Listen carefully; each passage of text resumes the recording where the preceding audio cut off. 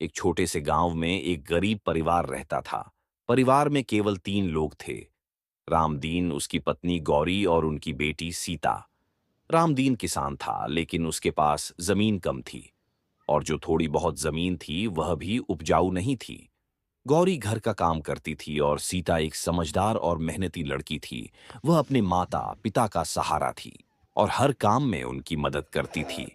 सीता बहुत सुंदर और गुणी थी, लेकिन गरीब होने के कारण उसके विवाह की चिंता रामदीन और गौरी को सताती रहती थी। गांव के लोग अक्सर सीता की शादी के बारे में बातें करते थे और उसे देखकर कहते थे, इतनी सुंदर लड़की, लेकिन दहेज के बिना इसकी शादी कैसे होगी। कुछ दिनों के बाद शहर से रामू गांव घूमने के लिए आता है। वह सीता को देखता, सीता उसे पसंद आ जाती है। वह सीता के पास गया और सीता से बोला, तुम्हारा नाम क्या है और तुम मुझसे शादी करोगी क्या? सीता बोली, तुम कहाँ अमीर घर के और हम गरीब और किसान की बेटी, क्या तुम्हारे मम्मी पापा मान जाएंगे?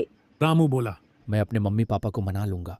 और तब दोनों अपने मम्मी पापा को मना लेते हैं और दोनों की शादी हो जाती है।